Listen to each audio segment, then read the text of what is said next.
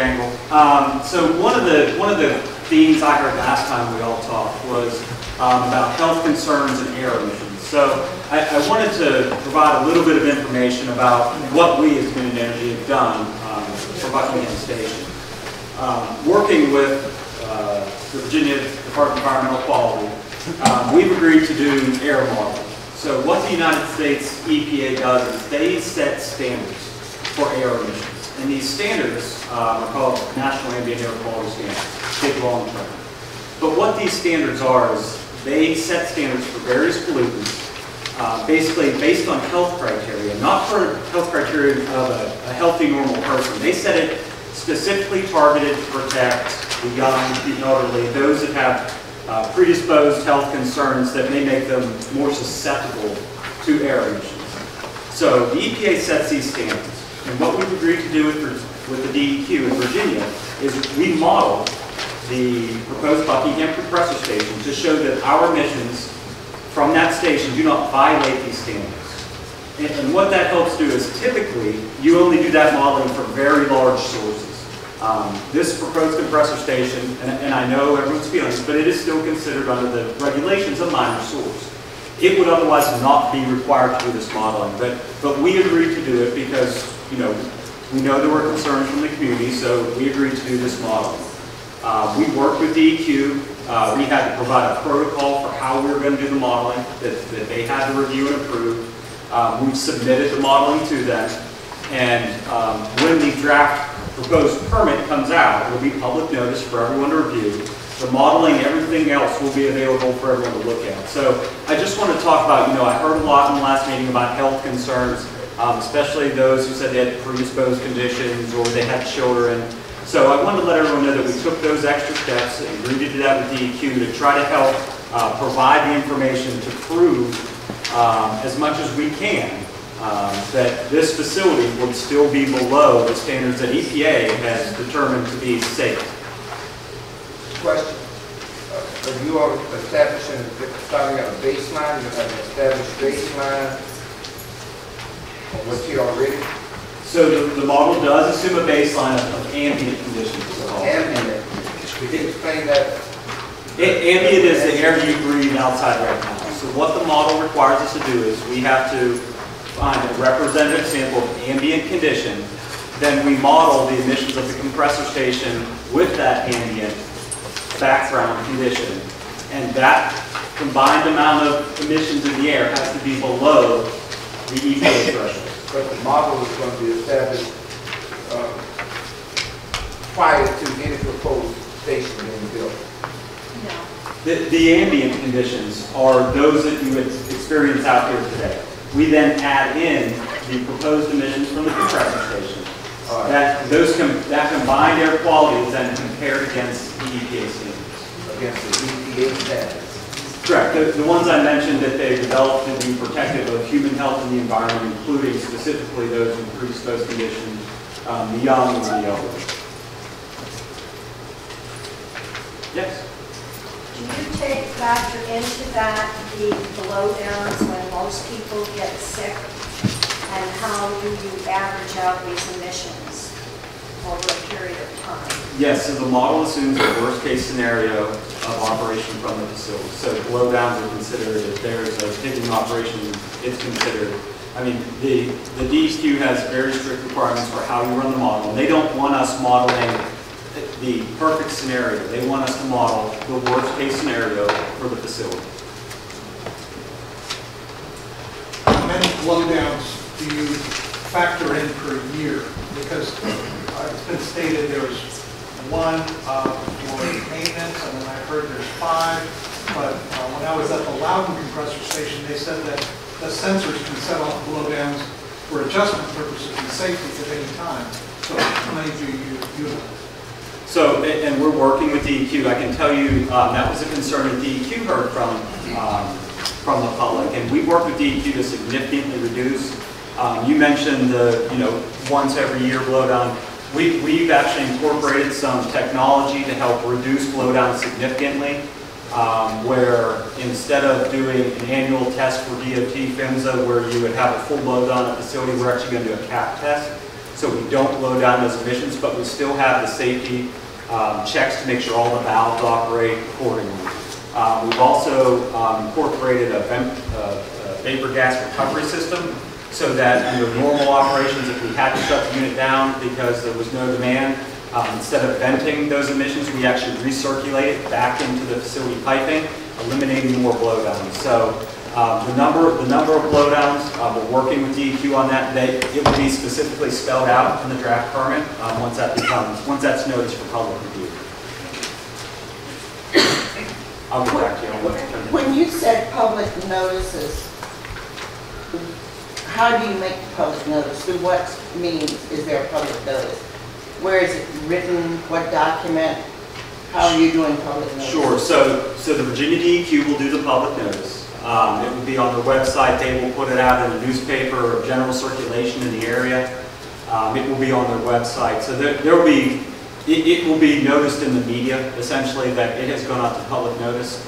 Typically, that is a 30-day public notice to accept written comments, at the end of which they will likely hold a public hearing where the public can attend and give verbal comments.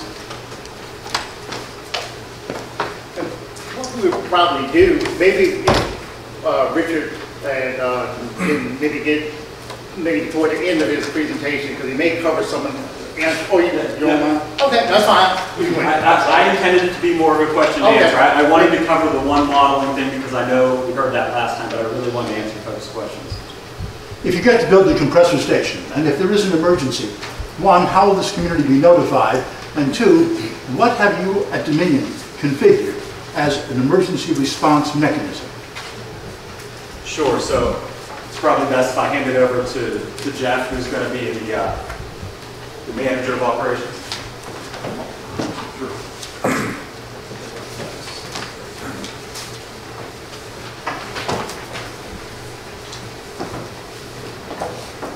Can you give us that again? Sure, easy. If you get to build a compressor station and there's an emergency, A, how will you notify the residents of Union Hill? And B, what will you have in place in terms of mechanisms and staff to respond to that emergency? Okay, let's talk about a couple things. In the event we have an emergency, either on the pipeline or at the station, first responders are out there to basically help us direct traffic in the event of that emergency. They're not going to come in and start dumping water on some catastrophe that we've had. We control that emergency by shutting off the flow of gas. So how does that happen, manually or automatically? It can happen both. If it's something at the station, we have a series of ESD stands throughout the station, emergency shutdowns, that we basically pull a handle, it closes the valve going into the station, that shuts off flow of gas into the station, and then all the gas is evacuated from the station. Does that, by definition, mean you have staff on duty 24/7? No, sir. Then who's going to pull the handle? Okay, I'll get there. We have, at the station itself, we have UVIRs, ultraviolet and infrared, that senses gas or that senses some kind of flash, as in a fire. And it shuts down, it activates the ESD system when it sees that. So you said somebody's going to pull the handle, unless I misheard you. In the event that one of our guys at the station sees something, we have stations throughout the facility that you pull the handle, it shuts the gates and evacuates the gas. But did you just say to me that? So what I want to do, okay, so again, we'll certainly address the safety issues. What I want to do is make sure that the community has the opportunity to ask the questions. And if they're, again, people from the community, because what I don't want to do is to, again, not address the concerns of the community. But if you don't think the community cares about this? Oh yeah, no, I think everyone. Life and death. I think everyone cares. I think we're all here because we care about this issue. But what I don't want to do is to not have the community to be able to ask their questions. Again, I really appreciate it. And if that's the question that the community wants to hear, then we can certainly address that question. What I'm trying to do is be fair to the people that live here in my community. That's all I'm trying to do. Can I cover a couple? Oh yes, no, you're big. But again, I don't want before we get there. One of the things that I want to make sure the community understands. Our product is natural gas. It's lighter than air. It's made up primarily of methane, meaning non-poisonous. Y'all heard a lot of talk about toxic this and toxic that. Our product is made up primarily of methane. It is not toxic, it is not poisonous. So our product itself is not poisonous. It's also lighter than air, meaning that if we have a leak, its natural instinct is to go up. It's not going to lay down. If we have a leak on the pipeline, it will try to go up. It's not going to infiltrate the water systems and the water tables. It's going to go up. But our product itself is gas. There's no liquids in it.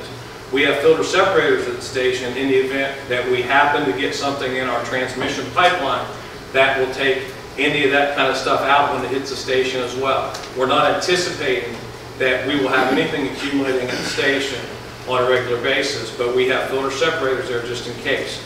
We're not going to have underground storage at the station. Like John and I talked about this. There was concern that he had voiced in one of the other meetings where we don't have underground storage product. Gas is coming in, it's going through the filter separators, it's getting compressed, and it's going out. There's going to be 3 tanks at the station. One is for the aqueous ammonia that goes on to the exhaust to help make the exhaust cleaner, lower emissions. And there's going to be 2 above ground tanks as well. That aqueous ammonia is going to be an above ground tank. The other 2 tanks, the one's going to be for just the rainwater that comes off the roofs and perhaps gets around the foundations whenever it rains and we have that kind of thing going on. The other one's going to be piped in from the filter separators. And we are not anticipating having anything in that tank on an ongoing basis at all. So the 2 above ground tanks that will be accumulating stuff, it'll look like a Conestoga wagon setup. That means it has its own containment, and it will be inside of additional containment, just in case there would happen to be a leak at some time.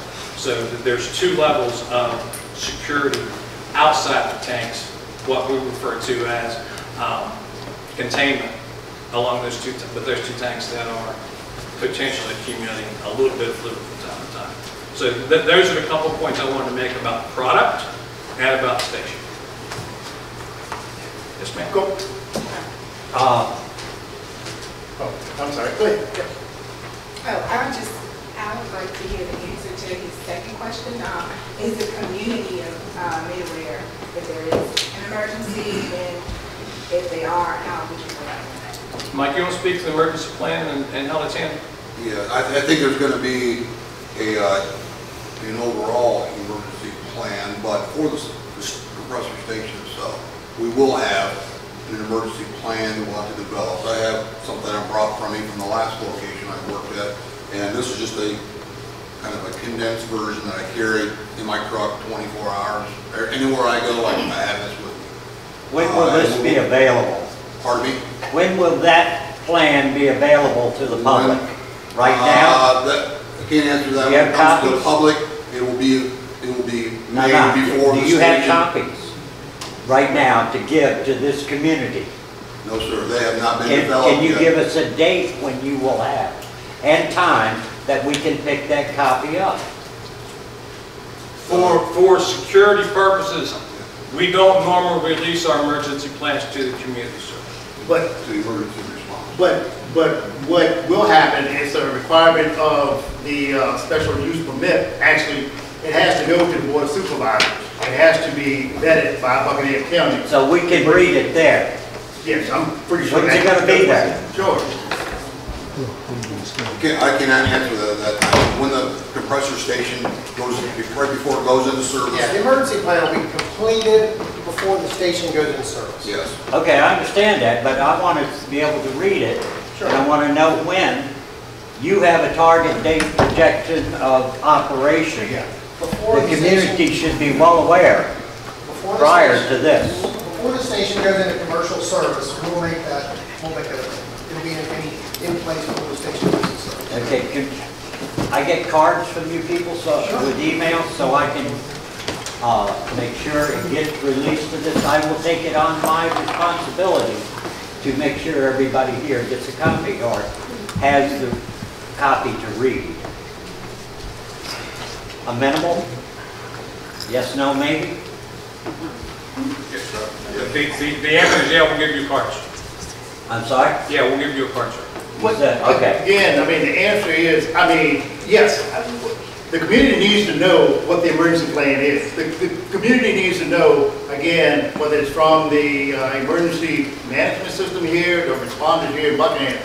The community needs to know what the deal is. So that's something that, again, we'll figure out how to make sure that the community is aware what the plan is if there is an emergency. So, I mean, we're not going to have anybody in the dark.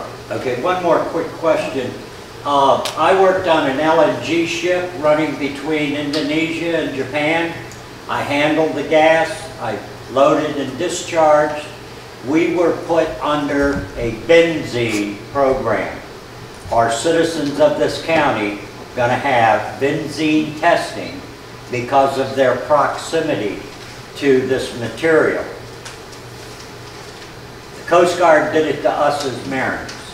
Why isn't this community monitored by Dominion or the CDC or somebody like that for benzene? It was an annual. If you wanted to work on that LNG tanker, you had to have an annual benzene. That's one of the byproducts of your lighter than air. So, and maybe I can help explain this, because I actually, prior to me working on ACP, I actually did quite a bit of work in LNG. Liquefied natural gas is 99.99999% methane. If you were on a benzene testing program, it was not because of the liquefied natural gas. Benzene does not liquefy like methane does. It would actually be considered a contaminant and would Considered what? a contaminant within the LNG. Okay. So in other words, you separate the benzene out at the origination. Very much so. When they cryogenically freeze natural gas to negative 270 degrees to make LNG, they have to strip everything out, including nitrogen, oxygen, everything, because nitrogen can freeze, oxygen can freeze. Methane doesn't freeze, it becomes a liquid at very low temperatures. So the benzene itself would have been stripped out. So it may have been that if the ship you were on burned oil, that may be the reason they had you on a... The ship did what? If it burned oil for heat or for No, product. Yeah, I don't know. We can talk afterwards, but LNG today, there's zero benzene in liquefied natural gas. And there's no benzene in our natural gas. Again, benzene is a heavier hydrocarbon, and it would be caught up in any filter separators well upstream. Buckingham is on our interstate transmission pipeline. It is supposed to be pipeline quality natural gas, so it's very dry, very clean. There would be minuscule, if any, benzene that would ever be present in our gas. Well below any toxicity levels set by EPA, I can tell you that. Joyce. I'm a nurse, and I want to go back to the emergency response. Did I hear you say first responders were to direct traffic? But by that I mean, if there's an event, they would be that they would be responsible for the perimeter, as well as to help us secure that someone doesn't come staggering in to a disastrous situation.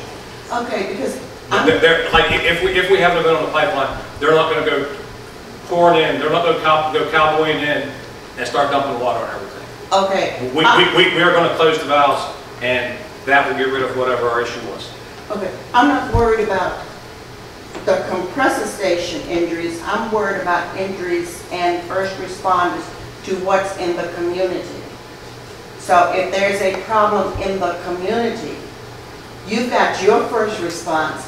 I'm looking at the community, like 1779 Shelter Store Road. Who's gonna come get me? Go ahead. And just as that happened, if something was to happen, 911 would be contacted.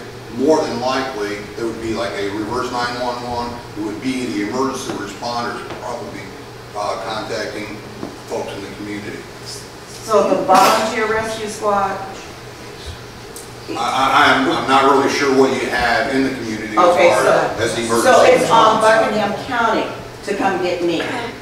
Is that what you're saying? Similar to if a forest fire happens now, it's up to Buckingham to really address and to alert the community, alert people there's a forest fire raging, and so that's, you know, that's, Okay, Dominion will address the issue on site, compressor station or pipeline.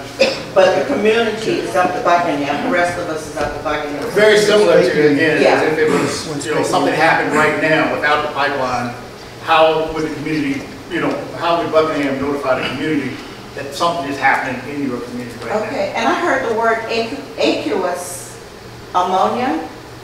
I may have mispronounced it, but I tried. Okay, I tried too. Is that the same stuff I'm cleaning my floor with? What is that? That ammonia? You said something about ammonia. It's called aqueous. Uh-huh. And I'm not enough of a scientific person Oh. to actually answer that. Well, As I understand it, it is it's a diluted version that, like even our operations folks, it's not pure ammonia. I think it's what the aqueous It's stands for. 19% ammonia. It's The rest 19%. of it is mostly water. Okay, that's why I heard water, That's it. and I just thought liquid ammonia, and I just want to know how is that different from what I clean my floors with? It will go on, I just had the term. Yeah, sure, man. So the aqueous ammonia is used in the selective catalytic reduction system. Okay. That's an add-on control at the end of the compressor turbines. What the aqueous ammonia does is it actually scrubs out NOx, nitrogen oxide, from our, Okay. one of the emissions that the combustion of natural gas is nitrogen oxide. So the aqueous ammonia in the SCR system actually reduces that well below 90%. So at the end of the result, the aqueous ammonia is actually consumed in that process. Okay. There's a chemical process from the aqueous ammonia and the nitrogen oxide, so there's no aqueous ammonia going out the stack. Okay, that's, And there are automatic controllers that are constantly sensing the exhaust and feeding in the correct amount of aqueous ammonia so that there's none going out the back end. There are regulations for if we were to have aqueous ammonia going out in our emissions. You know, we have to give certain notifications to US EPA if very minor amounts go out, because again, the same concern you had, you heard ammonia, you know, there are levels by which we can't have it going out our exhaust, and they're very minor. I would expect you will see in our draft permit and public notice that we will have a limit on the amount of what's called ammonia slip. That's how much ammonia actually doesn't get consumed in that reduction process and actually goes out into the atmosphere. When you talk about first responders, do you mean first responders from the Dominion or first responders from Dominion and the county? And also in your contingency plans, does that call for some early warning notification as well as staging areas in the event there has to be an evacuation?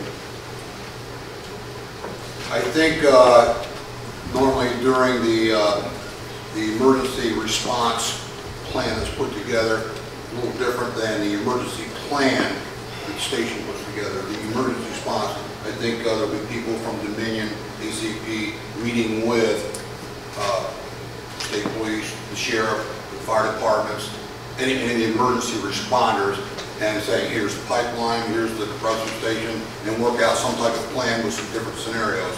If this was to happen, this is how you would respond. If this would happen, that's how you would respond. And I think that would go in ahead of station going in service. And we meet with those groups up front and then on an ongoing basis. We'll have a yearly meeting in all of our counties that we operate with the local first responders. That includes contractors working in the area that said, hey, here's where our pipelines are, here's where our facilities are, here's where our gate sites are. If you happen to have an issue, here's what you need to do, and that includes contacting us. So it talks about making the 811 call that says I'm preparing to dig. It talks about if you smell something, and here's what it should smell like if it's us, and here's what you do to figure that out, and here's who we are. We'll come there and help you if you think it is us that we have an issue. So we do that training up front. Because it's central for my piece of the operation, we're building a fire school down at Northampton Station that we will invite all of our first responders, firefighters to come into at no cost to them, to let them do training on how to deal with a gas fire.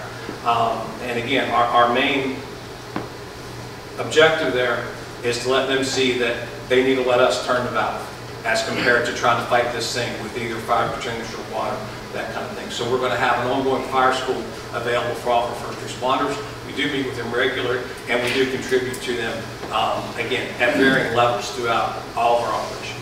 But, okay, and part of that, in regards to early warning notification, I understand reverse 911, but for people in the immediate area, I mean, will there be some mechanism to notify those people in the immediate area, whether that be by siren or some other type of system, so people know when they hear that there is an issue, and also will there be staging areas for people to report to, so in the event there is an issue, you can do an accountability check of the folks in the area to know that people are either still in the area or they're accounted for. Our local operation typically have a list of people in the vicinity.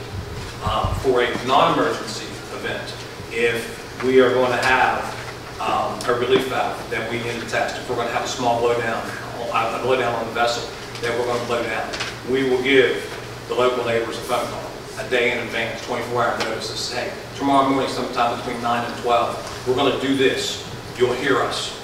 So you'll know if you hear gas blowing between those hours, hey, I know what that is. They told me I'm going to be there.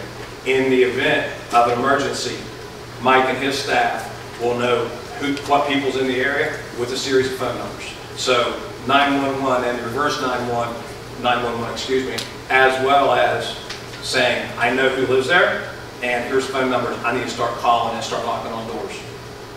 And with the assistance of the first responders and 911. So the horn concept, we have not done that anywhere that I'm aware of. So the answer to that, at least historically for us, has been done. Well, but again, nuclear stations do that. It could be something that, again, we can take these suggestions back to Dominion and again, and see, if that's something, if that community feels strongly about that, we can say, we want to consider it. Great. As you can see, there's a lot of people that have major concerns. I guess concern is understatement. A lot of people are frightened.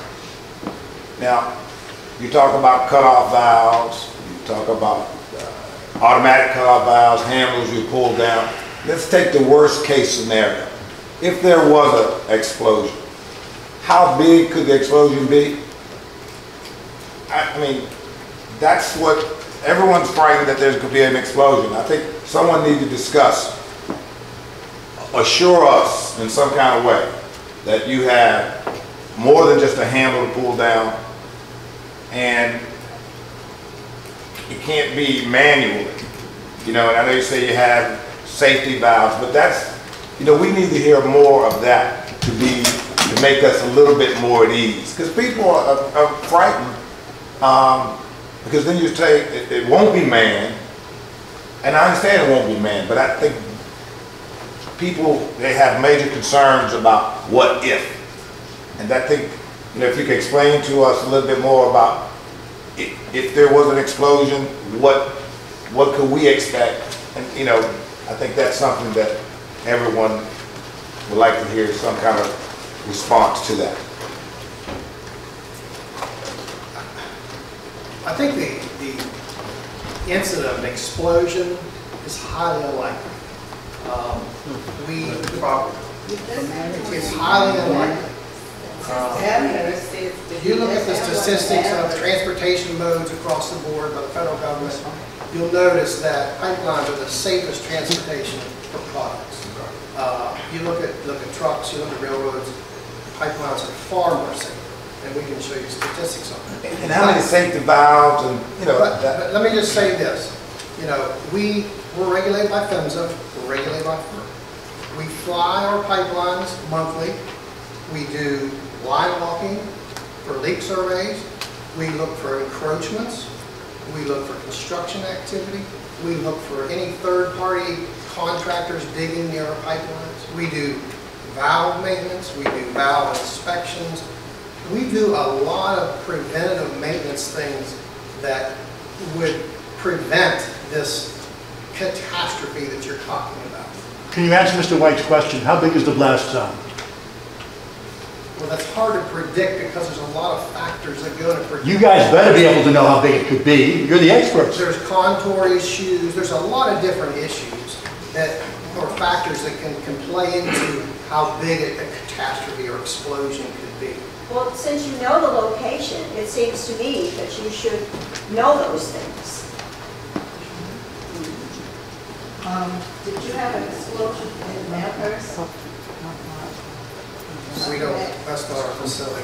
We don't have anything in Amherst, but I know. Well, I know you don't have none, but you come into Buckingham in this community. That wasn't Yeah, that wasn't our facility. It wasn't, But it was a connected pipeline that you will connect with this one. It was the Transco. Oh, it was the Transco, okay. I'm not familiar with Transco's incident they had that you're speaking of. That wasn't our facility. okay, why did y'all choose this community? Because the shortest distance between 2 points is a straight line, and Buckingham seems to be in the line of the pipeline. We also have 4 Transco pipelines that we're connecting to because our customer asked us to connect to Transco because they want gas from Transco also. So it's not just we put it here for some reason. It's a location because of pipeline, the shortest distance between 2 points, the location of 56, the access to power. There's a lot of factors that play into selecting a location for a compressor station. And as the pipeline goes, the pressure drops the further it goes. So the first compression is up in the middle of West Virginia. And at some point, the pressure in that pipeline drops to a certain point where our engineering team, which I'm not one of, says when the pressure gets to here, I need to compress it again. So in this vicinity is where that calculation came out to be. So at that point, we compress it again here, move it a very similar distance on down to the Northampton facility in the edge of North Carolina, and there it gets compressed again before it goes the small line, the 20-inch onto the coast, and the 36-inch on the south. So there is pressure drop as you go.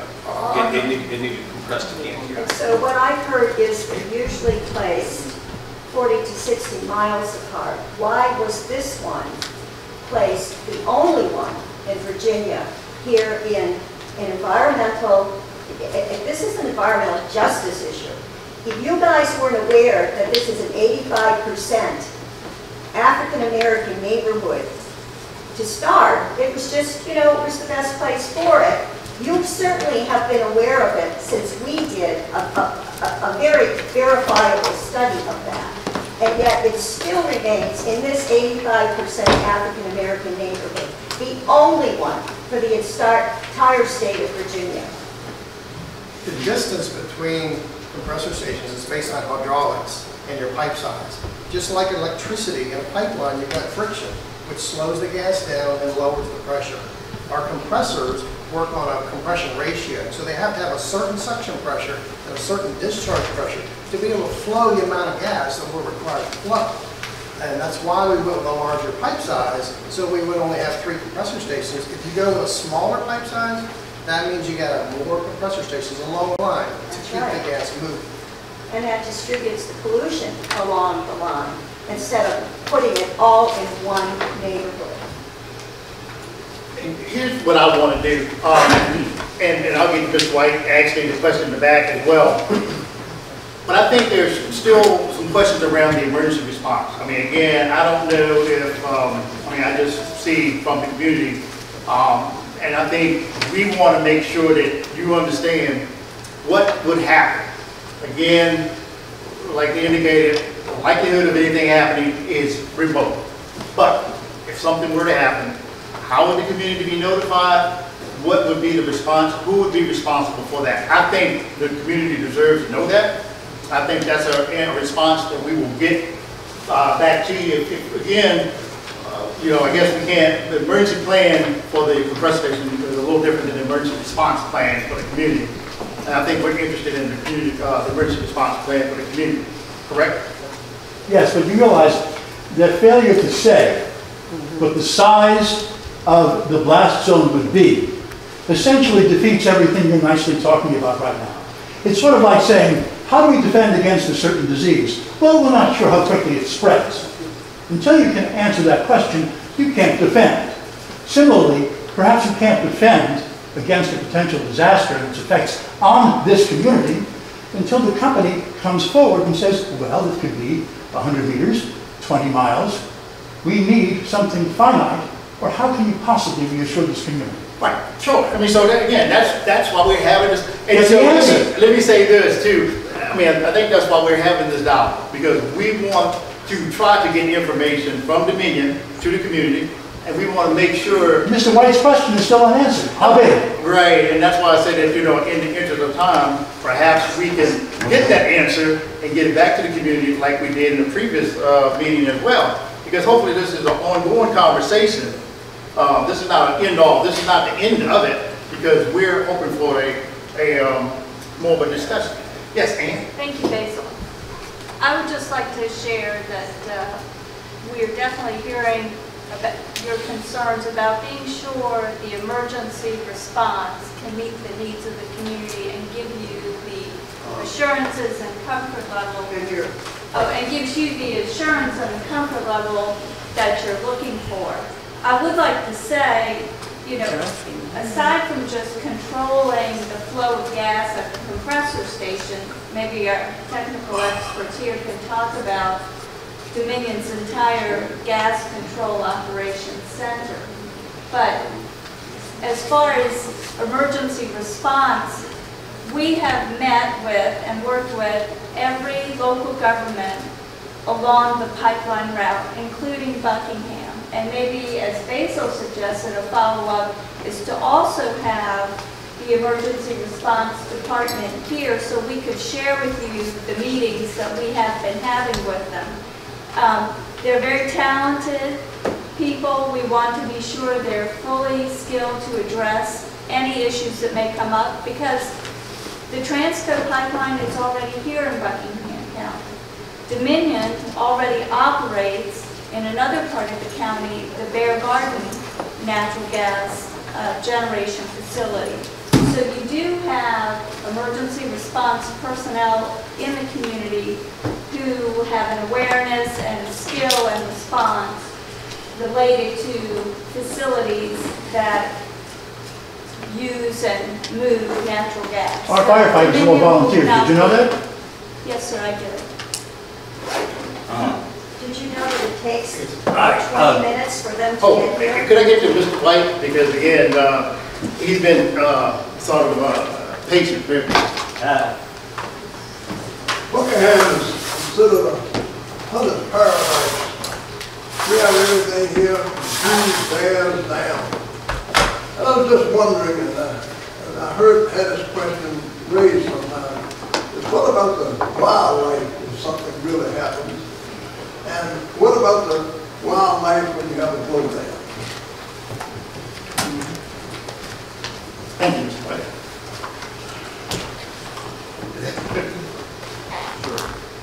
So, I can tell you, typically wildlife love natural gas pipelines because it creates a corridor.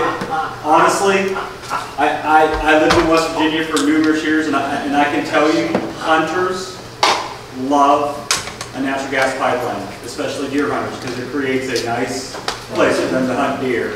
But you asked about how wildlife would respond to a natural gas blowdown. A natural gas blowdown, and again, remember that I discussed earlier, we were working with DEQ to minimize those greatly. They are short duration, so they're a fixed amount of time. Much like the modeling that we've done that includes the blowdowns to show that, you know, the emissions in our worst case scenario would be protective of human health. The second part of that is human health and the environment. So it's not just human health that EPA is looking at when they set those standards, but it's also the environment. So much like us, that modeling is meant to protect wildlife, vegetation, etc. Mr. White, I can't speak to that from a scientific standpoint. About 6 years ago, I had a pipeline replacement in southwestern PA that went through a horse farm. And we were very concerned, meeting with the owners of the horse farm. We were going to have some fences down. We were going right through their stable off the side of their barn. And they had some prize horses that we were overly concerned about. And we set up some temporary corrals, if you will, for them to keep their 2 or 3 prize horses in. As it turned out, we was going within about 60 or 70 feet of the barn. They left those horses in the barn. It almost looked like a TV show back in the Mr. Ed days. They left those upper barn doors open, and those horses stood there with their heads out the door the whole time we worked with dozers, trenchers, that kind of stuff, taking the old pipe out, putting the new pipe in. The horses were fascinating. We typically still see a ton of deer all over us. While my stint in Ohio, we were operating a turbine station there. We were swapping out a turbine. As I was standing in the doorway watching my crew on a Saturday afternoon, I saw 3 of the biggest deer I've ever seen in that part of Ohio actually walk up to the fence because of the ruckus that was going on there, and just stood there and stared at us. So I can't give you a scientific biology animal perspective. I can tell you what I've seen. Thank you. Okay. So, yeah, we've got time for maybe 2 more questions, and actually, if I can get to the young lady in the back. I would like to know how far the cutoff valve will be from the pipeline. The cutoff valve. There's going to be a valve at Buckingham Station, what we refer to as mainline valve. I have that with me. Some 13 miles to the west, there's going to be another mainline valve, and some 12, 13 miles to the east, there's going to be another mainline valve. Okay, and I have one more question. Sure. Now, he was speaking about the wildlife. Okay, now, some of the families should get sick in the neighborhood due to the pipeline compressor station. What kind of plan does Dominion has to step in and help that family? I'm not sure how the pipeline is going to make a community member sick, so I don't know that I can answer that question. Just a little lighter side. Maybe someone else has something, but I don't know. Just a little lighter side here. From 1995 to 2005, there were 1.7 accidents per 10,000 miles of pipeline. From 2005 to 2015, there were 6.9 accidents per 10,000. Unless my math is wrong, in 10 years, it went up 600%. So how does Dominion plan to address this in their scenario as far as pipeline safety goes? Yeah, without knowing for sure what kind of pipelines you're referring to, sir. All pipelines. What the product is, whether it's distribution lines, hydrocarbon. Product. Yeah, I mean, no, I don't need that. I just wondered, how is Dominion going to address the safety issue that is apparent overall in your business? Okay, one of the things that Dominion does is we smart pig every 6 to 7 years. Smart pig is a device that goes inside the pipeline, has a series of electronics, computers, magnets, that kind of stuff in it, that measures wall thickness, that looks for dents. If somebody's putting in a fence and don't know we're there, and they tap our pipe with their auger, and just fortunately don't hit it hard enough to puncture it, but hit it hard enough to dent it, that smart pig will pick that up. It'll pick up coating defects. If we have something where we had a rock that went into the side of it, again, from a farmer doing something or someone doing something, and they push a rock into it and it damages the coating. So that smart pig. Your promise to this community is you are going to be extra safety. Yeah. And so we got time for 2 more questions. We got 2 more segments to really get to. And so certainly Ruby and then Adrian in the background. Okay, someone asked, why did you choose this community?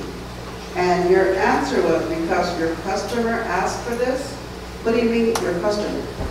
Our customers that we're supplying gas to, we are to be tied to Transco as another. Okay, so your customers, are they in this community? Or what community are they in? They would be in North Carolina and Southern Virginia. So what North Carolina and Southern Virginia want? 75% of this gas is for clean power generation. Okay, so that's a lot of our customer base is power generation.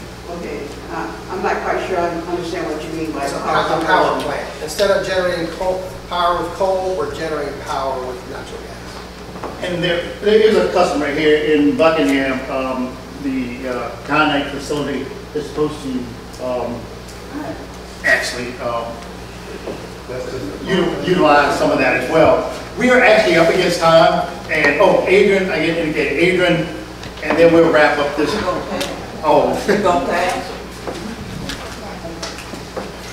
Yeah, I just wanted to say that, you know, this is not the first time the community has met with community power.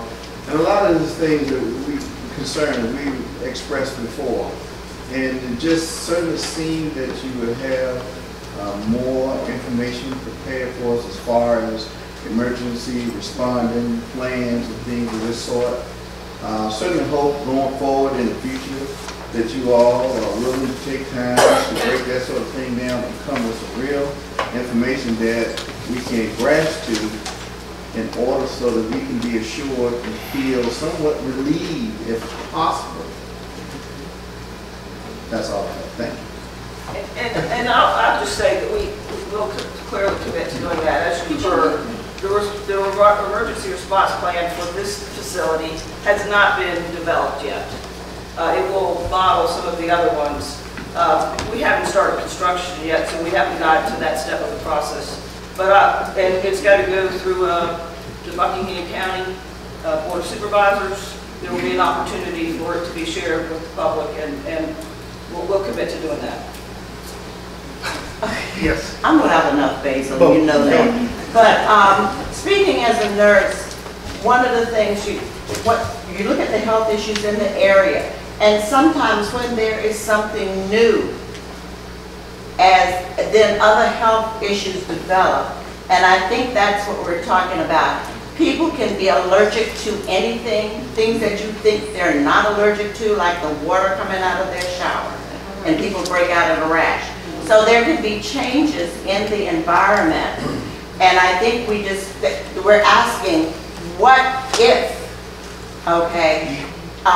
So if there's something set aside, health issues, and just like, and I will go ahead and say it because, again, I guess I'm the racist in the bunch, but we talk about the Tuskegee experiment. You know that in any major hospital like VCU and the experiment they did on Henrietta Lacks out of Johns Hopkins, where they used her cells, they actually experimented on this. So you have to be aware that African Americans, black people, have had real issues in the past with medical experiments being done on them, and also being denied that they even had a problem.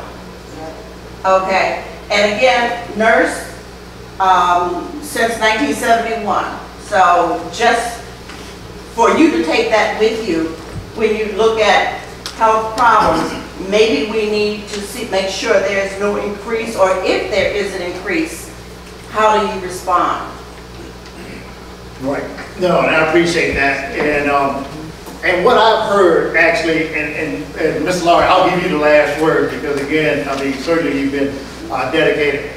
I've heard actually more questions actually that I think Dominion needs to make sure that they are addressed and get these questions back to you and in a pretty quick order, because again, I do sense that there is some concern and that some of the, I guess, questions led to more questions and concerns. And so what I want to do is to make sure that everybody is fully transparent, that we answer these questions. And because again, I told Dominion when I started, I live here in this community.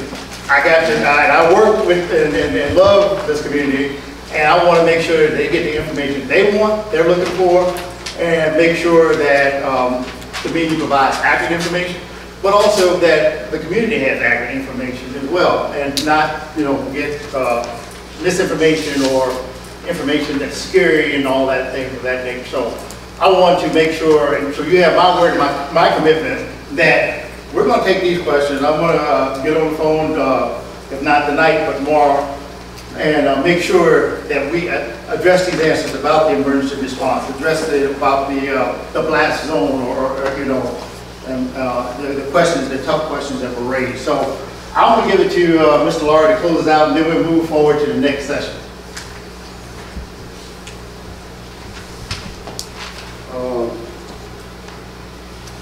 The Governor Advisory Board Committee met in Buckingham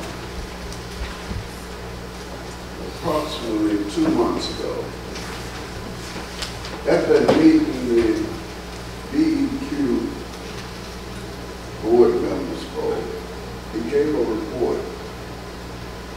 In that report, he said they passed the permit because they only be Dominion or ACP will only be emitting approximately 250 tons of pollution a year.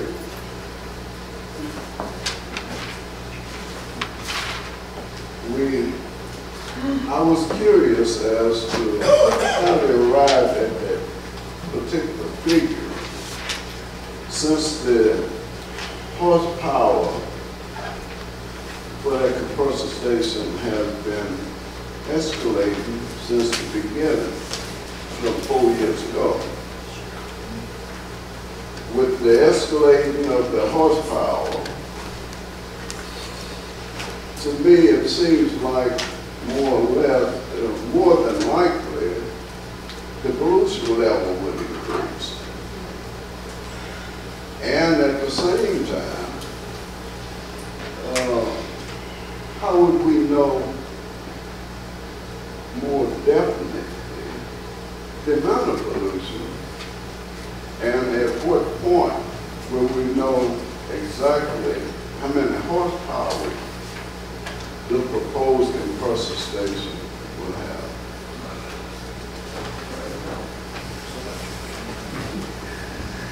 Thanks, Mr. Laurie, I appreciate it. So to your first point about 250 tons, what DEQ said was that is the threshold for when a facility becomes a major facility, 250 tons. As I mentioned earlier, we are actually a minor facility under their regulations. We are going to be far less than 250 tons of criteria pollutants. You will see when the draft permit is public noticed, it will have the tons per year potential of the facility for various pollutants.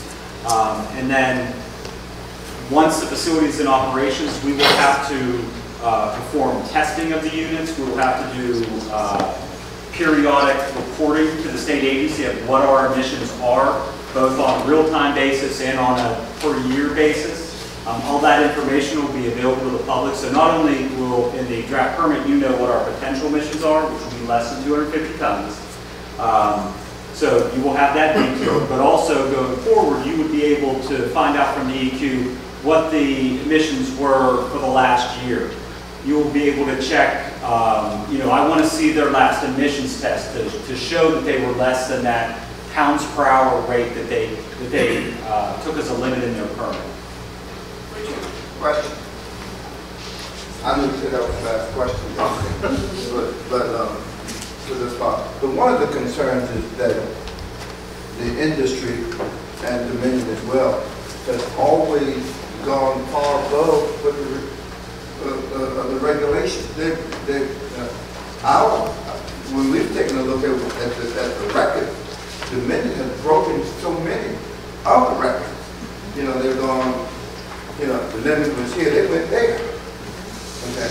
And that's a great concern to the folks in this community, to all of us.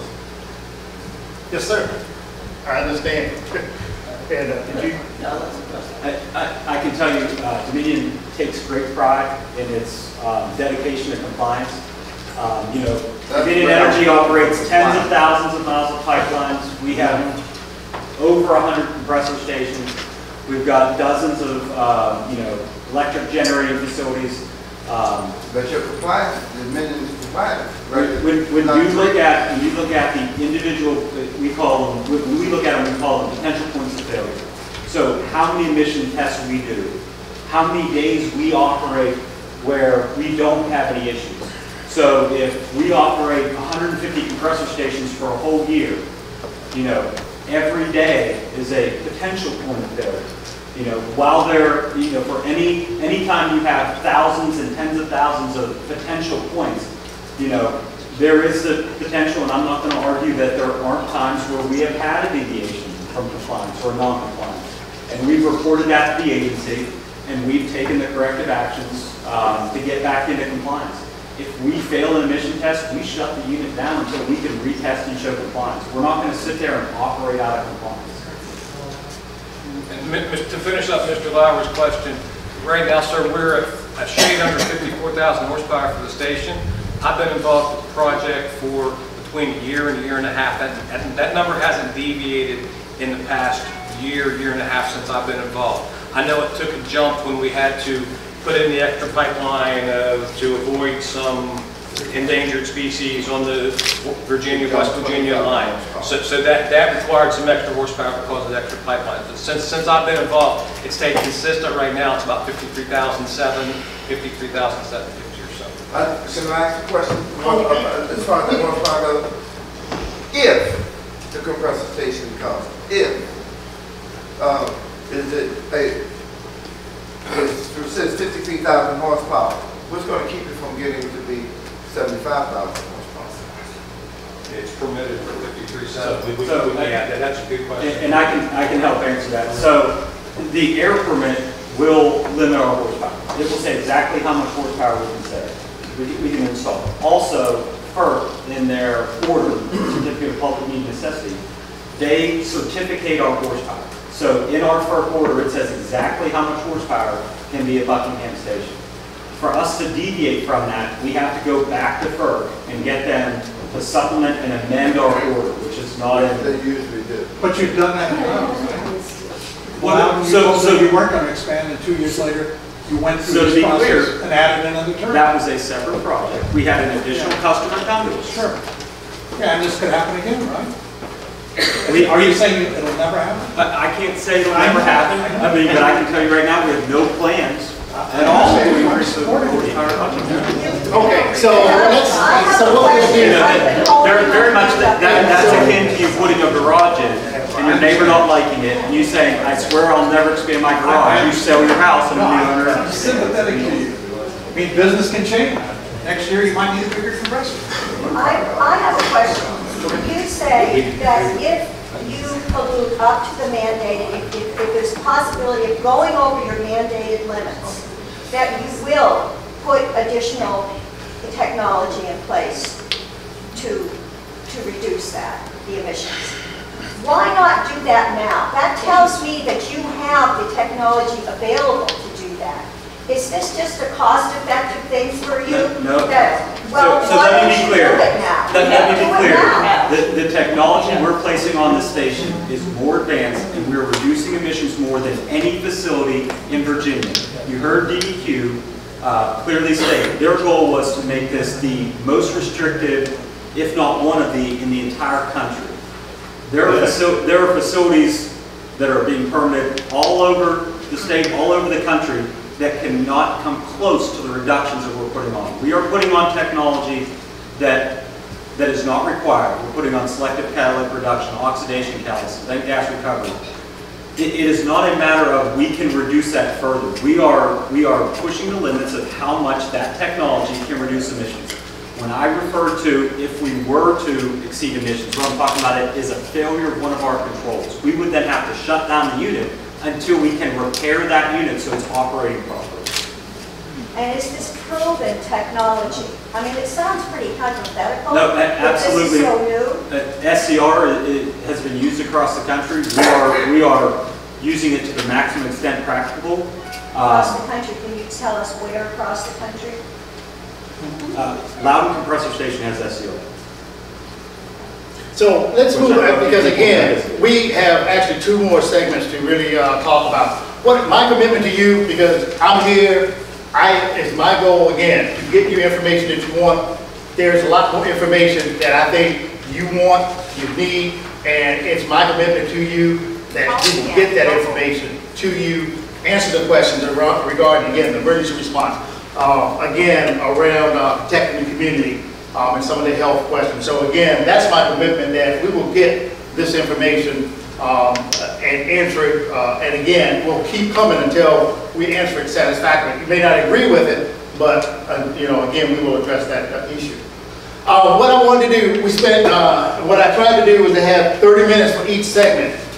We went an hour and a half with that one, so we have 15 minutes for the next two segments where I think we have some good information about, again, what we're trying to do to generate business, jobs, and economic development along the pipeline and the compressor station. Many of you know that I reached out to the churches, got feedback on, again, trying to identify vendors and suppliers in this community to get in front of the Dominion contracting individuals. Again, we're starting that process, but I wanted to have someone from Dominion to tell us a little bit about the contracting process and some of the economic opportunities. All right, so again, my name is Roy Dernworth. I'm the Manager of Contracts Administration for the project and a number of other projects as well. So there's a couple of ways, a couple of things I want to talk about today, and I'm going to try to focus on how it affects Buckingham and the community here.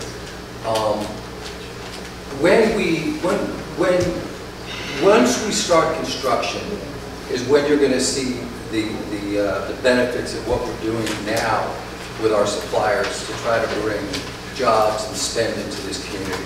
Since we haven't started construction yet, it's tough to see what will be coming, all right?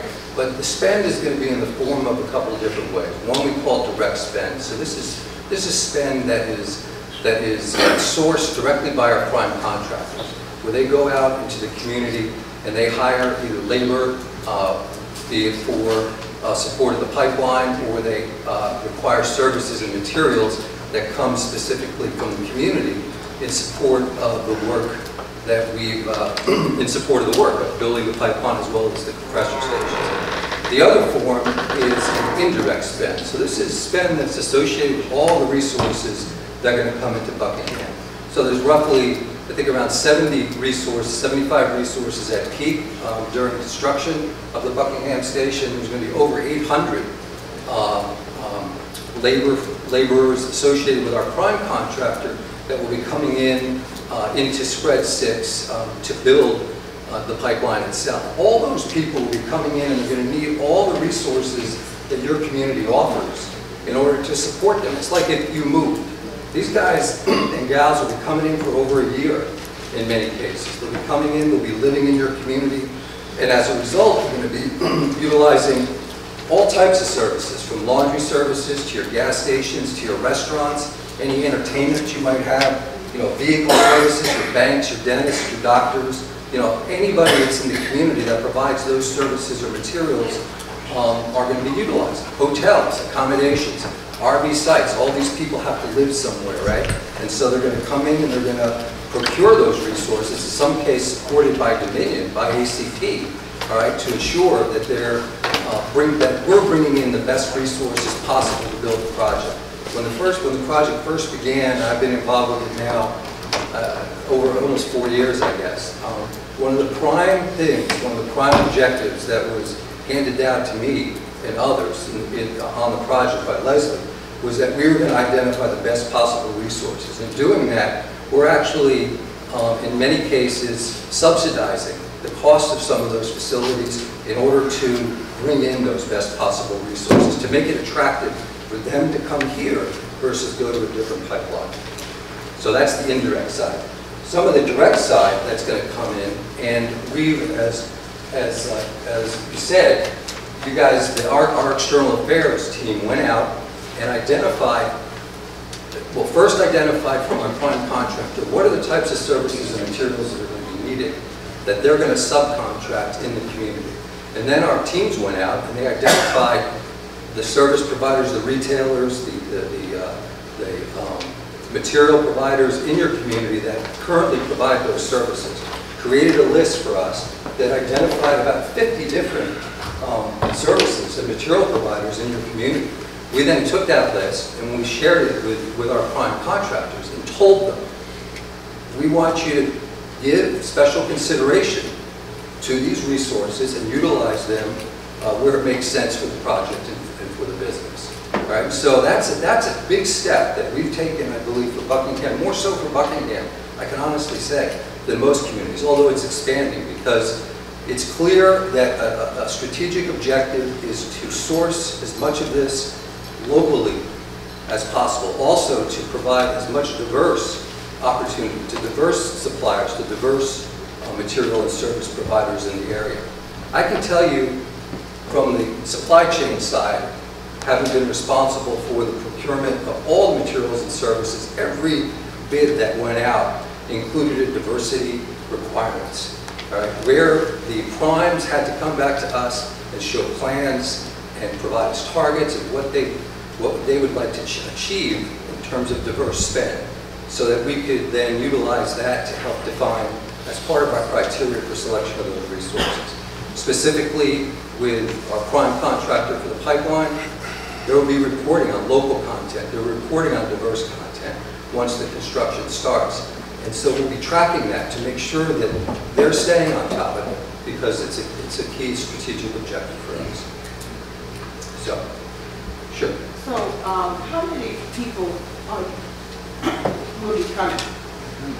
Well, there's roughly from, the largest labor portion will be from our prime contractor, who's Spring Ridge Constructors for the pipeline.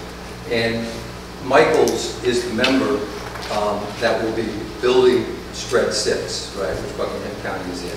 They'll be bringing in, over a period of the construction at peak, they just actually told me today, between 800 and 950 resources during that period at peak. 800 and 950 resources during that peak. That will be comprised of both the laborers, because there's 4 unions that are involved in building the pipeline, right? Laborers, operators, teamsters, and welders. Roughly, I think the number they gave me, I've got it here, was roughly 400 resources will fall into that union category. Of those 400 resources, though, and maybe it's even more, actually, more like 500, 50% will come from union falls that are local, that are in Virginia, along the pipeline route. And 50% will come in with special, experience and capabilities that the members bring along with them as they, travel the country building pipelines. Do you know how many people came in within the Bear Garden?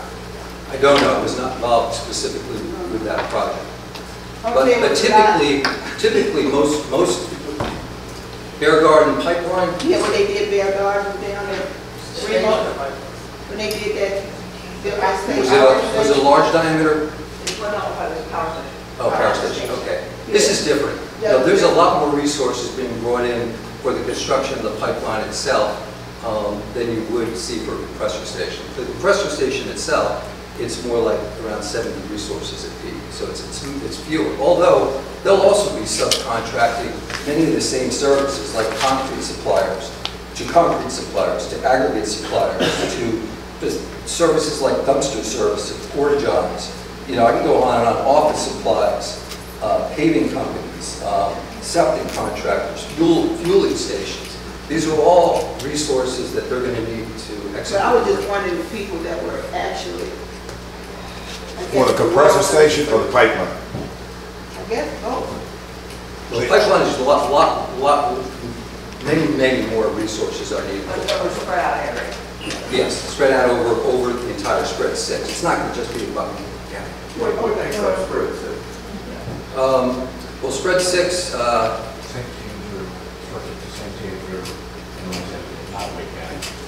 James River down to Nottaway County. The Dustin Buckingham County line down to Nottaway. That's Spread 6.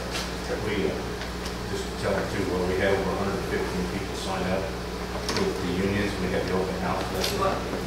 yeah. So one of the things, sorry, you have a question. First, I want to know, I know you had one open job fair in Buckingham.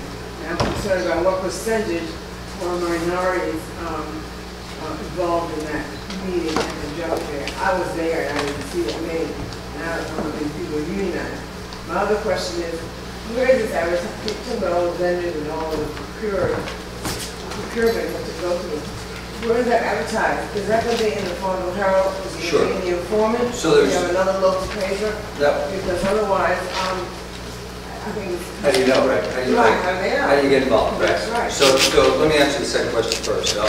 So there's a number of ways. There's three primary ways. Dominion has a website called Atlantic Coast Pipeline website, which is set up specifically for material suppliers and subcontractors who want to participate in the project. They go in, basically click on this website, brings up a form, they complete the form, they give them a brief description, just a one-page, very quick description of what their capabilities are, services and so forth.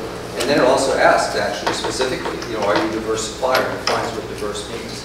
So we have a record of all those individuals that have signed up. I don't have off the top of my head who signed up in Buckingham County, right? But we should be able to identify that by zip code. I did look at the listing that was provided by External Affairs and went through, and you're right, there were not a lot of resources that I had received about a week ago that had registered. Now, registering it's not a requirement to register, right?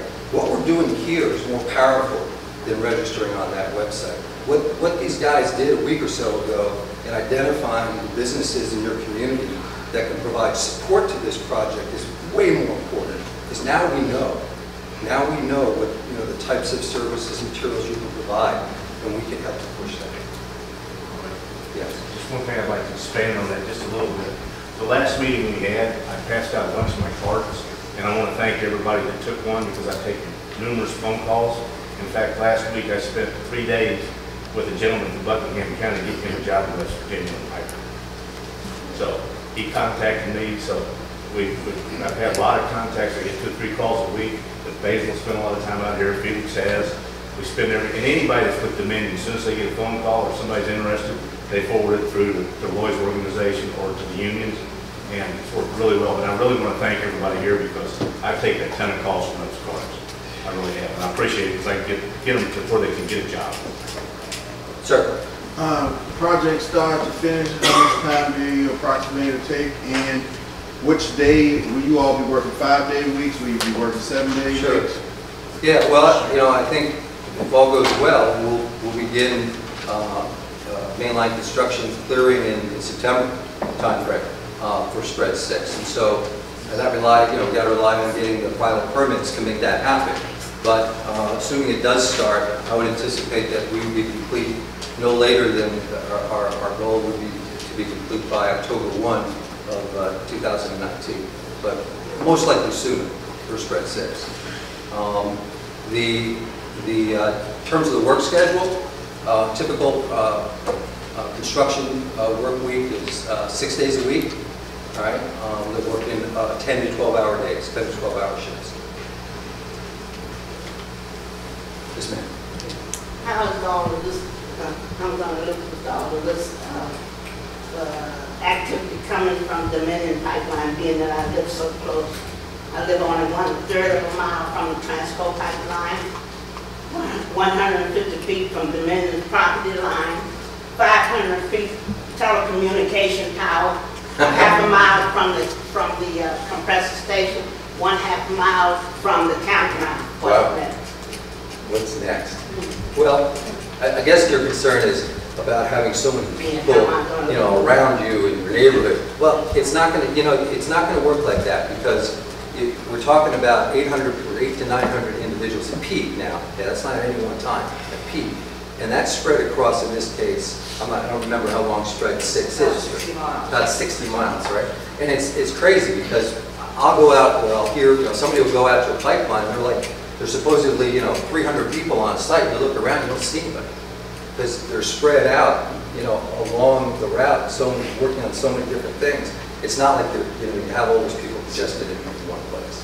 So I don't think we need to worry about that with respect to the pipeline. No one comes to speak to me or say anything. You can ease my mind if someone just come and talk to me, like Don Parton would say, that's enough to drive you crazy. Oh yeah, absolutely. Now there's 2 other ways to go back to your question, ma'am, on how you can get involved. And the other, in addition to on the website also, SRC is actively engaging the local unions to identify these resources that are needed. And on the website, it identifies who those local unions are, it identifies who the contacts are to engage those local unions. And they're encouraging, your community, your young men and women to contact them to get involved, especially if they're already a union member, obviously. The other way is we also will be utilizing inspection services. So Dominion has engaged third parties, 5 different inspection services. Each spread is going to have roughly, I want to say 70 to 75 inspectors. And what they're charged with doing is inspecting the work that is being done by our prime contractors, all right? Whether it's Vicon or Springer's Constructors. And so they're encouraging individuals who have capability like welding inspectors, electrical inspectors, safety inspectors are all involved, coding inspectors, environmental inspectors. These are all different skilled resources that these companies are looking for to join their team, which is another way to become part of the project. And I just want to add, we have put some requirements on our contractors for local employment and local vendors. Roy talked about the various suppliers, and they report to us on a monthly basis, Roy. So we're monitoring them monthly in terms of how aggressive they are. And I personally talked with each of the senior leaders of the contractors that we're using on the subject, and we monitor it monthly. So it's not just something that we talk about. We're checking to make sure we're getting the right local participation. Yep. Okay, Mr. Vice Chair. Oh yeah, Mr. White has a publication, yeah, the informant. And I sent that to him as well. Okay, we've been fighting a long time about this thing. The last battle is fought. There's a truce or surrender. Where is construction inspectors installed? On the pipeline construction. Okay, either one. Yeah, they're all the same. I would say September. September. Well, there's people working now. Mid-September. Excuse me? That's how there are people working. Because why I asked, because I went up 60 the other day. And I saw a lot of people out there. Could be surveyors. That's other third parties.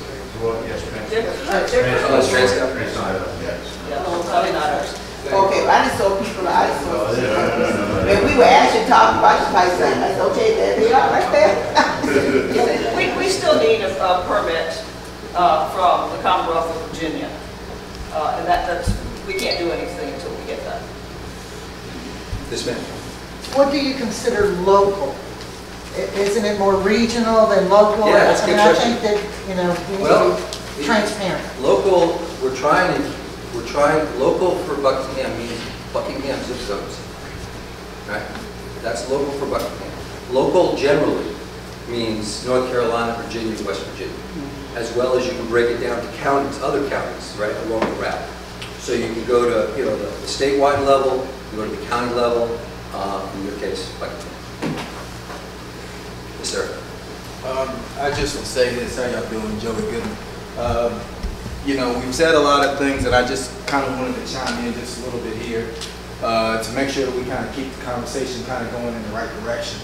To hold Dominion and Atlantic Coast Pipeline accountable is going to require more than us just simply saying, in the event of an explosion, what if this were to happen, or what if that were to happen?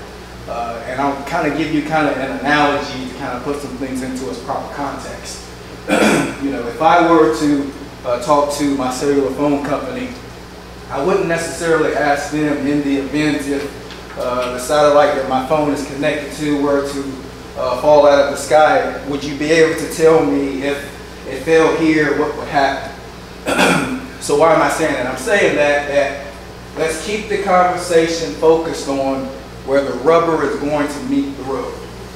Now, some of you know this and some of you know this well. We've talked a lot about where we're going to have quote unquote local businesses. We're going to have local contracts, but what does that really mean?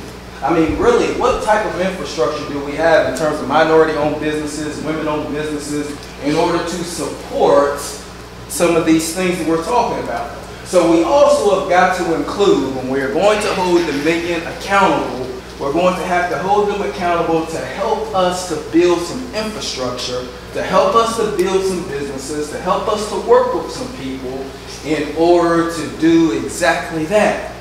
And what is that? To secure some of these contracts, in order to secure some of these things, and that needs to be a part of the discussion. Let me give you an example.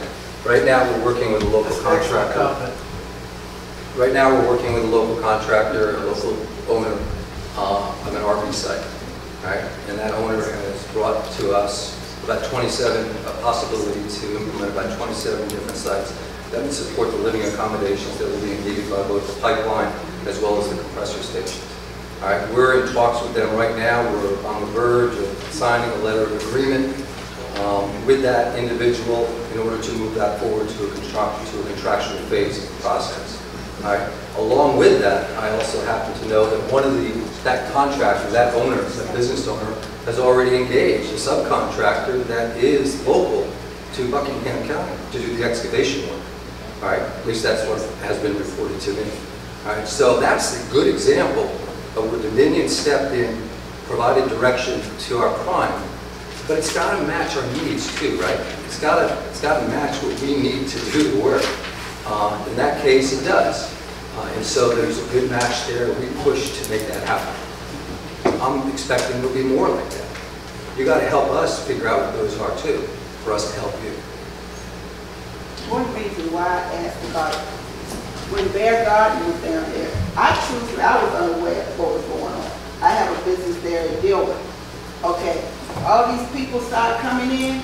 I asked the guy, so where are these people coming from? I don't know. So when they come back the second time, we find out they're down there working.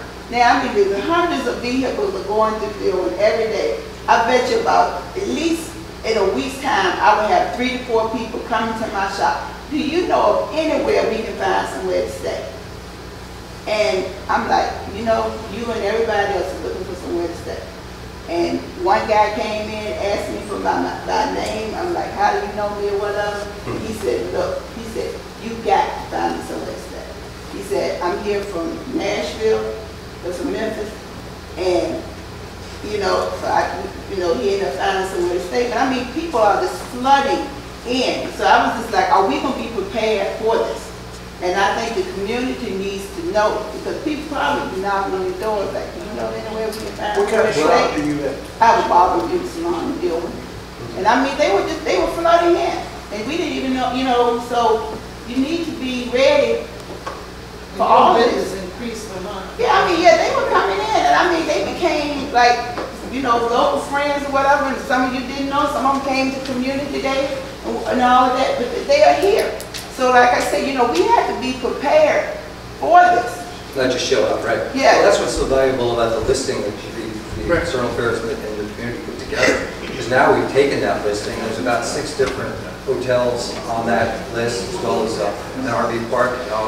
And now we're sharing that with our primes to say, hey, here are places for consideration, right? Give them a heads up so that they don't come, out of the blue, that they contact you and set things up properly.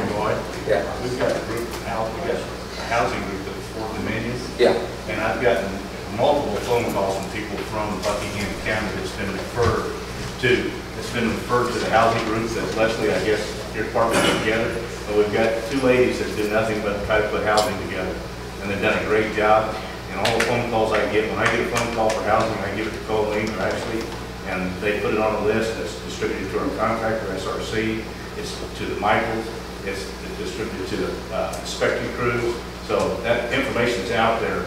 And like I said, I've been contacted by multiple people here in Buckingham about housing. Right, and we talk about the list. Oh, I got it, Mike. Oh, yes, sir. Yes, sir. Yes, sir.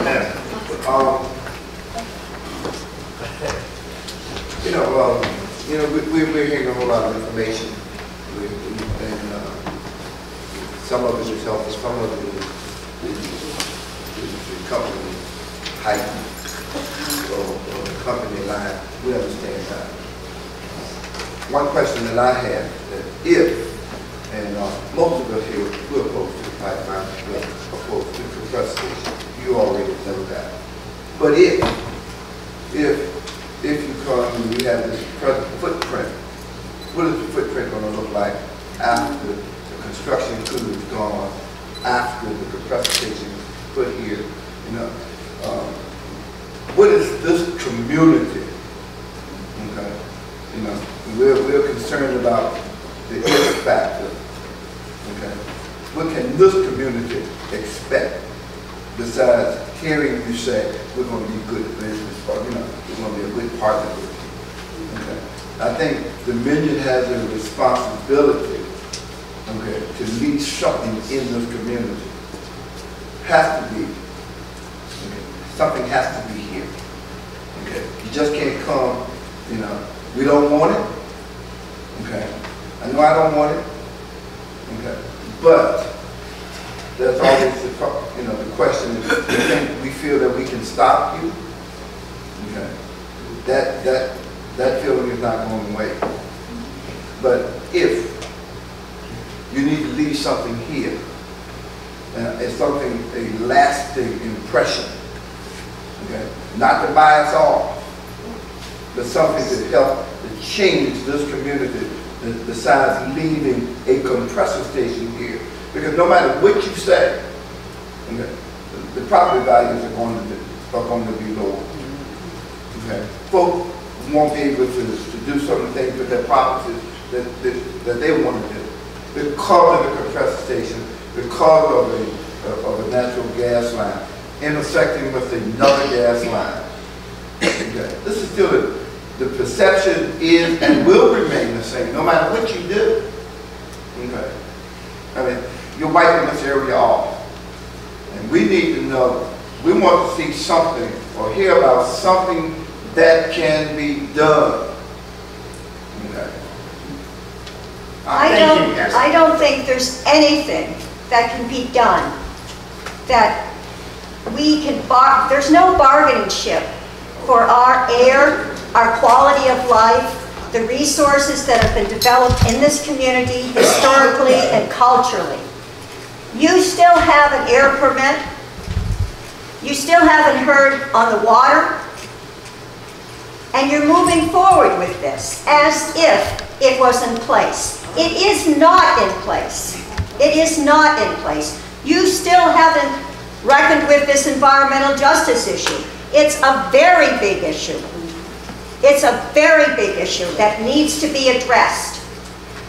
Sure. This is not a done deal, folks. They want you to believe this here tonight. They want you to start bargaining with them. Oh, we'll do this for you. We'll do that for you. Their technology isn't even proven. It's not proven. These are computerized models.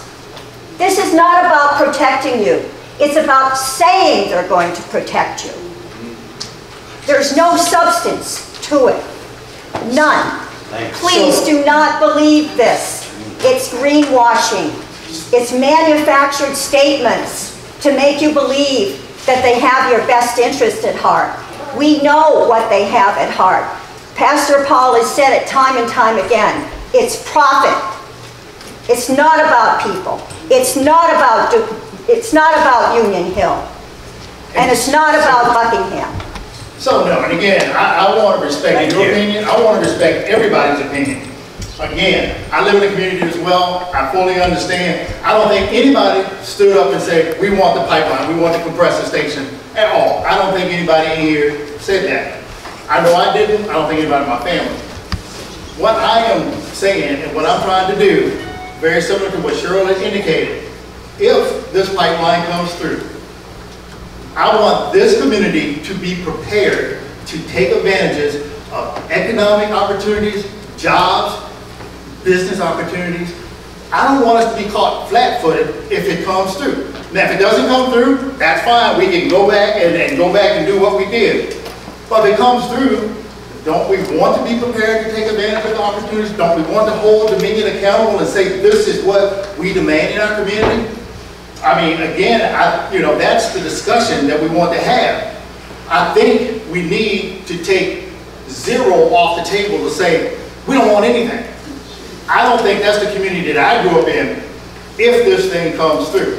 And again, I'm not saying anybody change your position, anybody do anything that they wouldn't have done previously. What I am saying is, here's some opportunity that might come through if it comes through.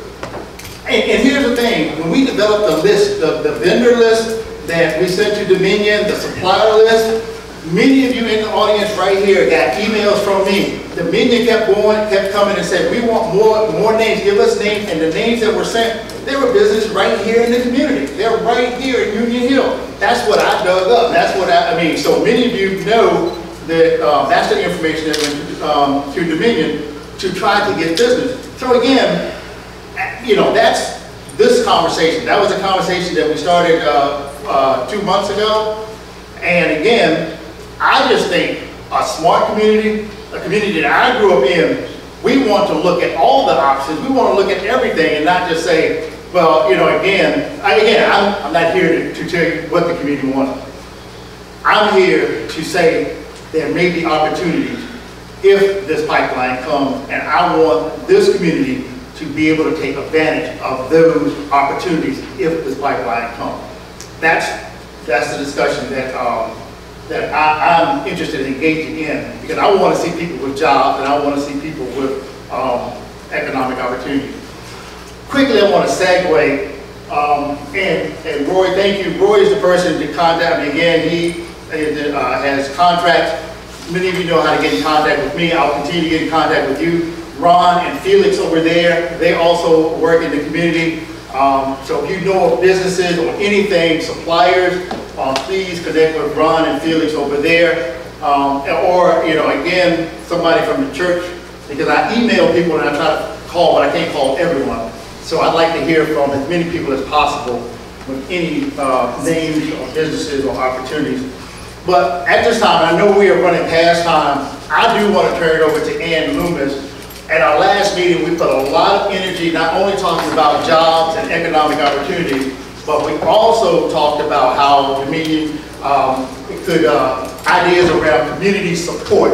And again, just like Pastor Wilson said, the reason that I got involved because Dominion convinced me, said that they're not here just to put this in the community without being a good partner in the community. Again, that was the conversation. So I want to continue that conversation just to give you an update on some of the things that a small update on some of the things that we talked about as far as community support, but also to let you know that this conversation is continuing because there were some great ideas, and I mean, you can read in the minutes, some great ideas that the community had about things that could make this community great. And so again, I'd like to turn it over to Ann to talk a little bit about some of the meetings that we've had or some of the discussion or, you know, anything, any update, and then we'll continue to have more discussion about possible ideas around community support. So, Ann? I want to appreciate all of you all staying as the night is getting longer. But as we had our first meeting, in addition to opportunities for the community and economic benefits for the community, we did, you know, receive a lot of ideas, like Pastor Wilson talked about, you know, what sort of lasting presence would Dominion bring to not just Buckingham County, but particularly to this unique community. And we're not here to say, as I said before, to say exactly what that is, because we still need to hear, you know, more ideas and really develop a consensus around what that might be. Because at different times, I know people talked about recreation opportunities. People talked about like an activity bus for after school. You talked about sports uniforms for students, and you talked about public health issues that are prevalent in the community. So we want to continue to brainstorm and hear from you either through me directly or Basil or to Pastor Wilson, or how best we can begin to coalesce some ideas around what you all think would be really most meaningful for your community. But I'll just share and let you all think about some things, and then you can give some feedback to Pastor Wilson or to Basil. But I sort of think about this as both opportunities that you can respect and preserve the past, as well as something that's lasting and really helps strengthen the future of the community. And like Basil said, in no way does this change any of the concerns or our commitment to come back to you and talk about emergency response. You know, we'll come back and talk to you about these and any other issues. So I hope we don't have as long a time between our two meetings, our next meeting. But in activities that I've been personally involved in the past with other communities, there have been, just like you do with veterans projects, you do oral histories of your communities before members pass on, and you know, you don't really record and preserve for future generations the stories about your unique community here at Union Hill and Union Grove or elsewhere just throughout Buckingham. And I know there are a lot of organizations that would work with you all and identify individuals who would like to tell their stories, tell how they came to Buckingham, tell their past of their ancestors and what it means to be in this community for you. And really preserve that either digitally or put it in static displays that could be here in the community or in the public library, county courthouse, or some venue where it would be widely disseminated, that it could go around to different elementary schools or other K-12 educational schools, and really take your own stories and weave them together into the larger story of Buckingham and being here. And another issue I know that came up was really an issue that's taking hold throughout Virginia, and that's to begin to identify unmarked cemeteries. And some may be from enslaved peoples, some may be from poor people, from... What about the unmarked slave sites that are on the property of the compressor station? Have you researched them? We're here and we are beginning. We have to do all those activities as part of... You haven't done them up to now. When is that going to occur? There, go ahead. Richard. So I can tell you, we've had to coordinate with the State SHPO office, with the Advisory Council, and with FERC. We've had to conduct phase 1, phase 2, phase 3 studies all up and down the pipeline. I mean, they have reviewed all of our surveys, and there is nothing outstanding at the compressor station site that any of those professional academic agencies are aware of at the compressor station site that we have to do more surveys of. Now, if you're aware or you have any documentation that there's any unknown or something we didn't find through a survey, please reach out to the Virginia SHPO or to ECHP. They will help verify your information, and obviously if there's something out there that we haven't identified and they haven't identified yet, we want to know. You know, we do have an unanticipated discoveries plan. So even if there was a cemetery that no one is aware of, we start, you know, our process of construction.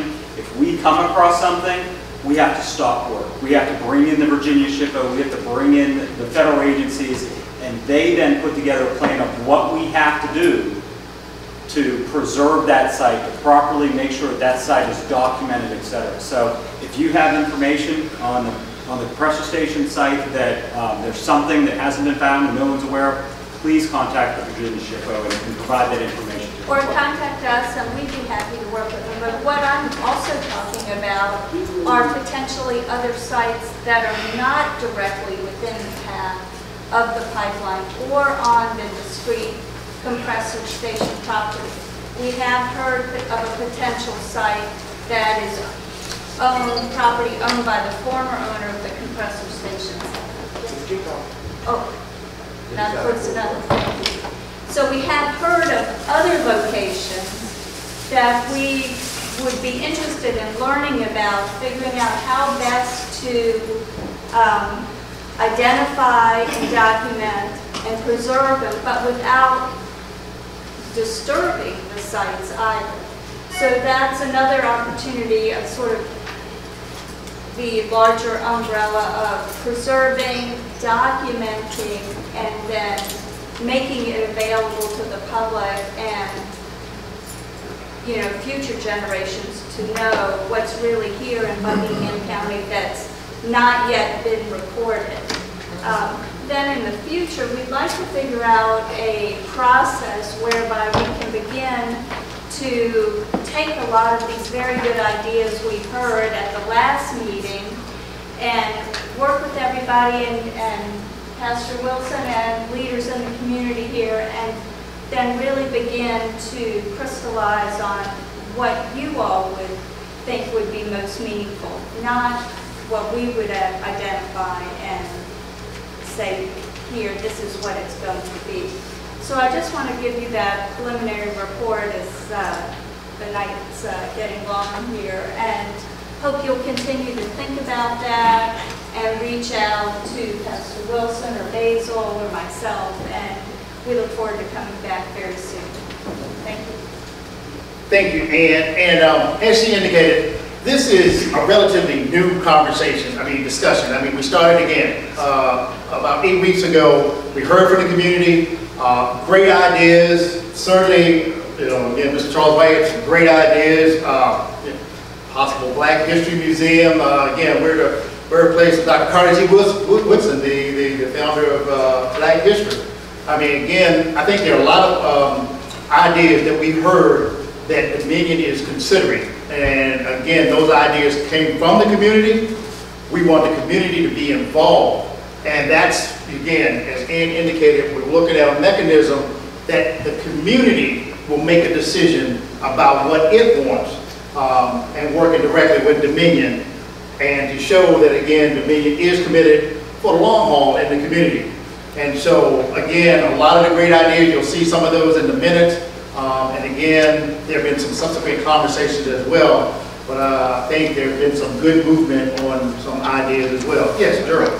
Just a quick question, because I wasn't at the last meeting, and I know we talked a lot about emergency response plans. And you know, one of the things that comes to mind for me is, you know, because Buckingham County is volunteer rescue, squad, and fire. You know, and when everybody else is gone and everything is, the construction is done, that station is still here.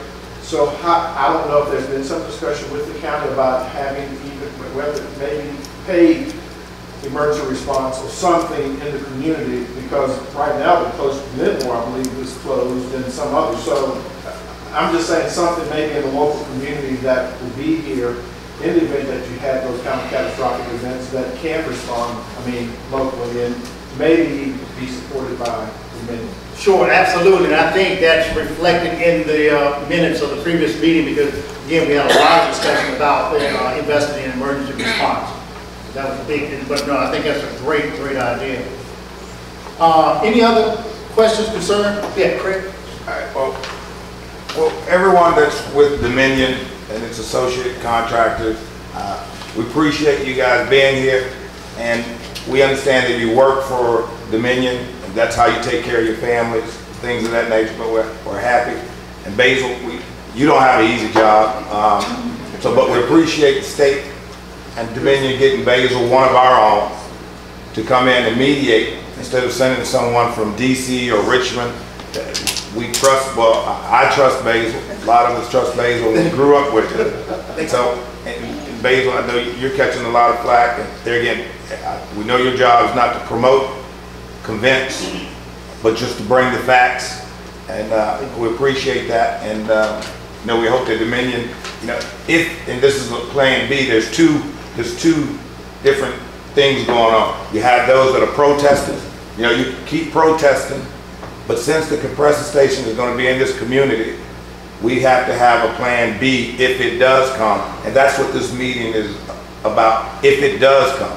So we have got to have communication with Dominion. If we're going to be a good partner, if we're going to allow them to be a good partner, we have got to have dialogue. Now, the protest, that's at a different time, a different situation, but this is the plan B, what if it does come.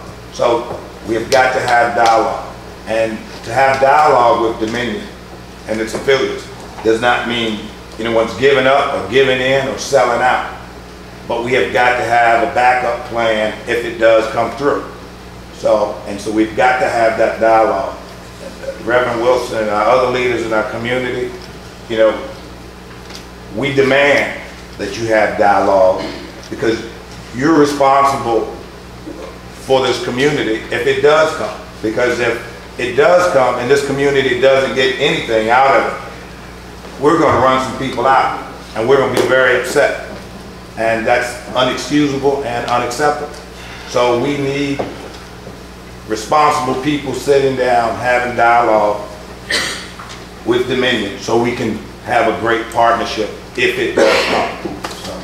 Thank you. You didn't tell you how he and Bailey used to get in trouble. Well, can I get that straightened out? Thank you very much for your comments. I would also like to thank Pastor Wilson for inviting us here. Thank you. Thank all of you for coming and for the dialogue. And we will be back.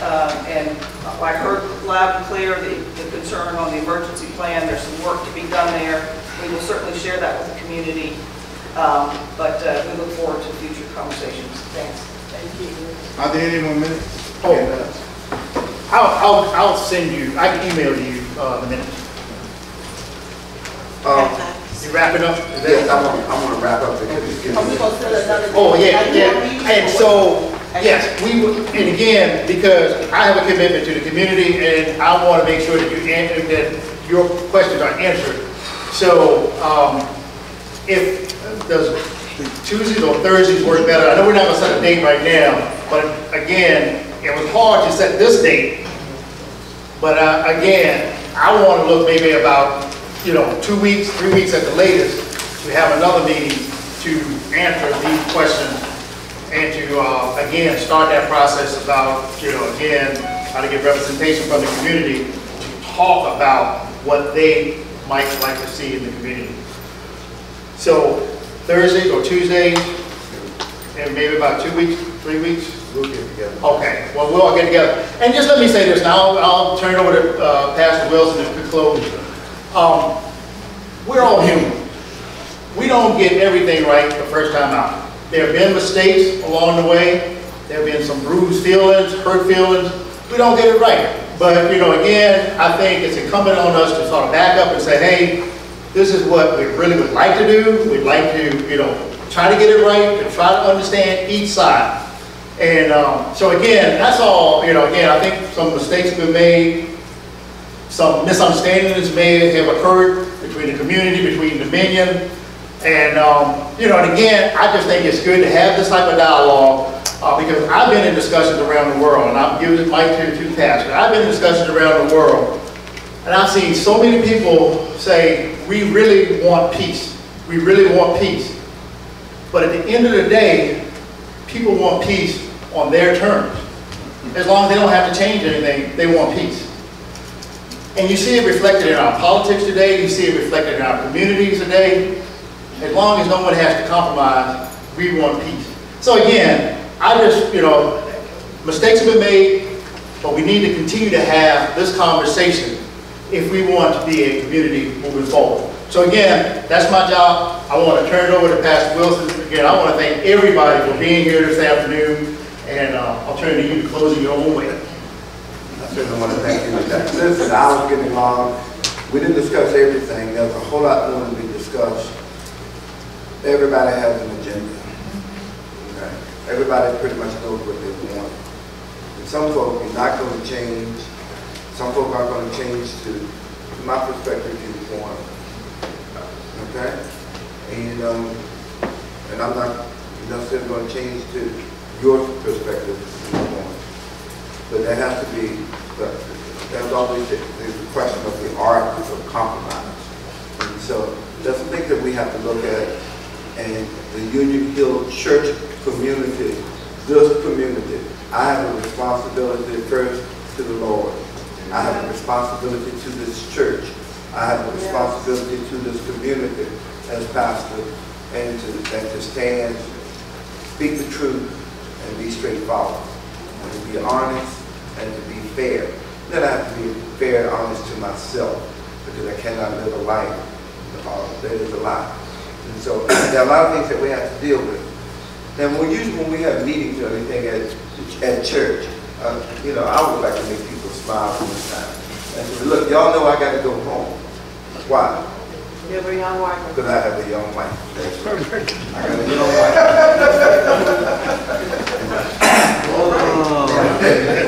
My young wife and I, we've been married 44 years, but I need to get back to the house.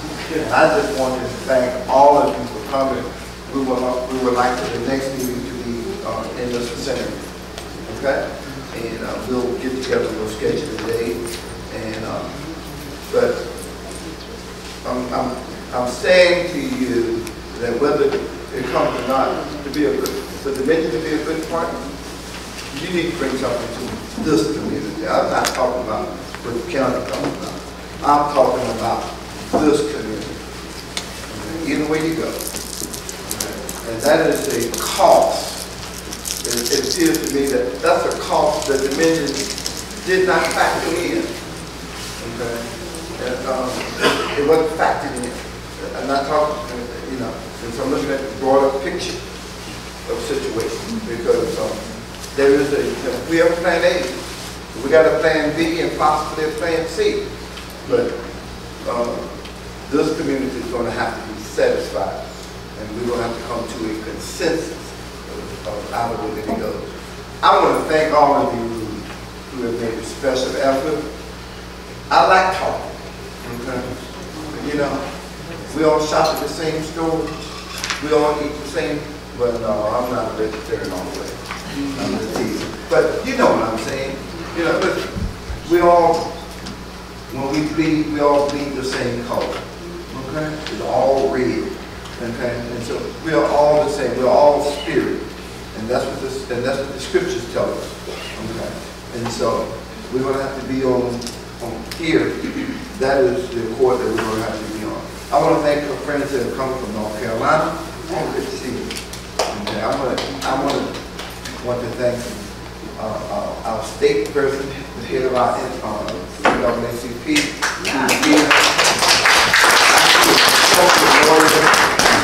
Dominion is sitting in the back, Brother Carlos. Oh, yeah, absolutely. I'm so sorry. I didn't pick that, but Carlos Brown is actually the General Counsel for Dominion, Chief Negotiator, and keeps Dominion moving forward. So I'm glad to have him with us here tonight. And actually, if you look at one of the magazines, he's one of the top 100 African-American attorneys in the country. So anyway, distinguished young man. So despite having gone to the University of Virginia. Great house of the Lord, that's not. And even though I just recently met him, but we've crossed paths before. We have some general associations. And for some of you who understand what I'm about to say, I am a Kappa man, he is an Omega man. But we still respect. But some of you all might not know what that is, but that is the transcript that we belong to. God is good. I want you all to have a safe trip home. Only thing I can go and say, you got to have an open mind to everything. And so I thank you all for coming. There are some light refreshments that are downstairs. We call that the lower auditorium. So please avail yourselves. And